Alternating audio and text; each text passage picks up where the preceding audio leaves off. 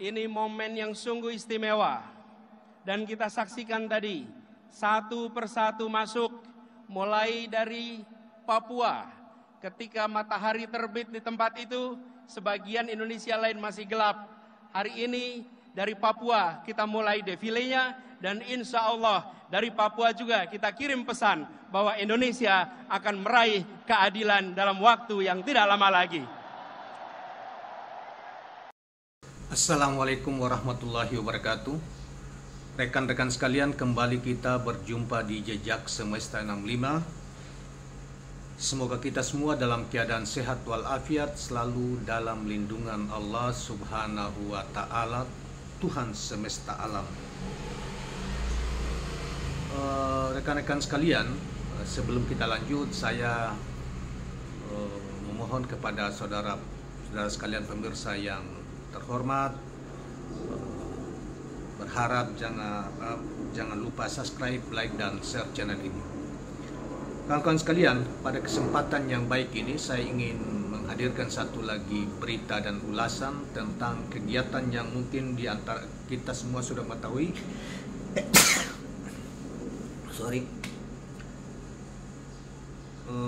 Mengetahui bahwa berita yang terkait dengan apel siaga perubahan. Ya, berita terkait dengan apel siaga perubahan yang dilakukan oleh Partai Nasdem kemarin, yang menampilkan sosok Capres Anies Rashid Baswedan menyampaikan pidato, dan pidato dan tampilannya agak lain dari umumnya pidato, karena di sepenggal dari pidato itu adalah dalam bentuk munajat atau memanjatkan doa kepada seluruh bangsa dan rakyat Indonesia. Nah, dan itu menjadi hal baru ya bagi seorang pemimpin yang menyampaikan pidato, dan selama ini kita lihat baru kali ini yang ditampilkan oleh Anies Rashid Baswedan, yang kemudian disusul dengan pidato yang disampaikan oleh Ketua Umum Partai Nasdem berupa pengarahan kepada pesan dan pengarahan kepada seluruh kader Nasdem yang hadir. Saudara, kegiatan kemarin itu selain dihadiri oleh seluruh jaringan kader Partai Nasdem mulai dari pusat sampai daerah, tetapi juga dihadiri oleh para relawan pendukung Capres Anies Rashid Baswedan. Kemudian juga ada beberapa undangan yang hadir, diantaranya utusan Partai Golkar. Kemudian selain ada Presiden PKS dan Ketua Umum Partai Demokrat. Nah, luar biasa acara kemarin di Gelora Bung Karno itu, bagian dari menurut saya itu adalah konsolidasi yang besar dan sukses menurut saya, dan tertib sekali saudara sekalian. Apa yang bisa dilakukan oleh Nasdem kemarin di Gelora Bung Karno, dikatakan kurang lebih 200-an ribu orang hadir memadati itu, dan karena banyak juga yang tidak bisa masuk karena sudah penuh di dalamnya sehingga tumpah ruah keluar. Memang itu luar biasa apa yang disampaikan, suatu penggalangan, manajemen penggalangan, konsolidasi yang luar biasa dan tidak menimbulkan persoalan. Nah, untuk itu kawan-kawan sekalian, kaitan masalah pidato, isi pidato Anies Rashid Baswedan ini dicoba untuk terjemahkan oleh penulis yang merangkum dalam berita kompas.com yang dimuat pada hari ini, yaitu tanggal 16 Juli 2027 ya, dimuat kemarin.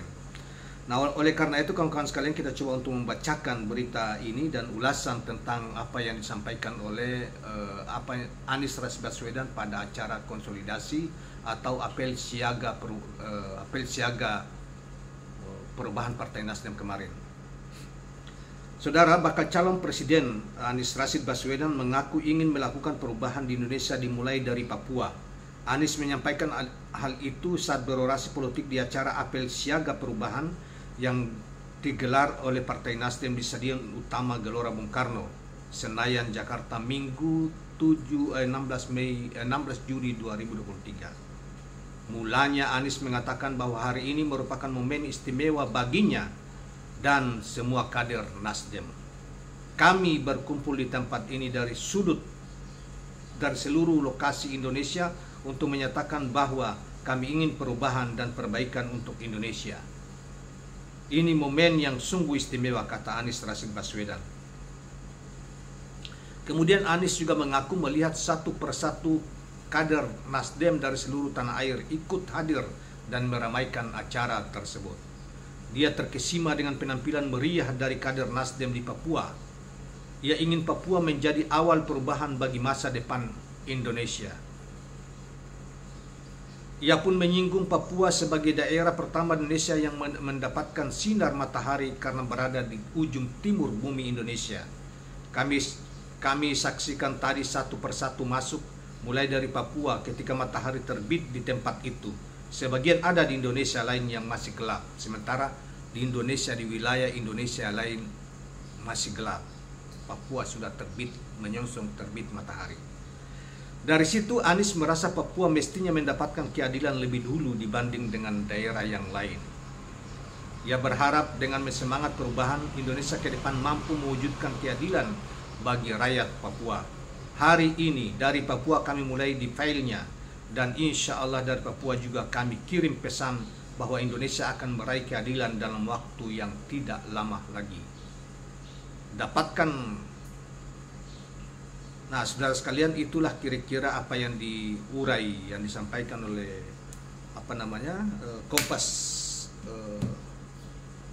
kompas.com yang barusan kita bacakan dari apa yang peristiwa terjadi kemarin, ya, terutama sepenggal dari pidato Anies Baswedan. Kenapa kita sebut sebagai sepenggal? Karena sepenggalnya lagi dengan doa, walaupun muatan dengan nilai-nilai keadilan sosial, perhatian terhadap rakyat miskin dan lain sebagainya. Kita bisa baca itu, tapi dia kemas dalam bentuk doa yang luar biasa, menggetarkan jiwa.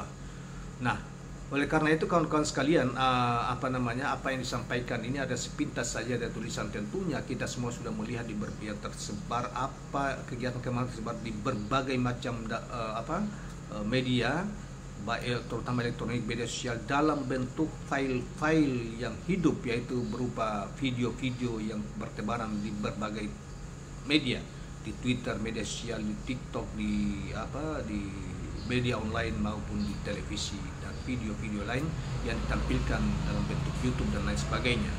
Nah, kawan-kawan sekalian, tentu ini bisa juga dilakukan oleh partai-partai yang lain, yang pernah juga dilakukan oleh PDIP beberapa waktu yang lalu dalam bentuk apel juga itu ininya, yang juga dihadiri oleh Ganjar Pranowo, yang yang Ganjar juga menyampaikan pidato pada kesempatan itu. Tapi saya kira gelegar pidato ini berbeda, ya, jauh antara gelegar pidato Ganjar dengan Anies di setiap momentum, termasuk kemarin momentum di apel siaga perubahan kemarin yang dilakukan oleh Partai Nasdem, termasuk juga ketika Anies memberikan pandangan-pandangan atau pidato ketika diundang di acara di Makassar beberapa waktu yang lalu, di acara Prakernas pemerintahan kota seluruh Indonesia, yang mengundang juga Prabowo Subianto. Sementara dua narasumber, Prabowo dan Ganjar, ini pidatonya sangat tidak menarik, bahkan relatif hilang begitu saja di media sosial atau di media-media lain. Sementara Anies Baswedan bertebaran pidatonya didengarkan orang, dan kemudian karena sangat bermanfaat secara intelektual dan sebagai seorang yang memiliki preferensi yang luar biasa, sehingga kita dengarkan bagus dan rasional sekali, dan banyak memberi pengetahuan kepada kita tentang itu dibanding Prabowo maupun Ganjar Pranowo. Nah, kawan-kawan sekalian, pada kesempatan yang berbahagia ini, saya kira saya ingin akhiri video kita pada kesempatan ini terkait dengan soal tadi.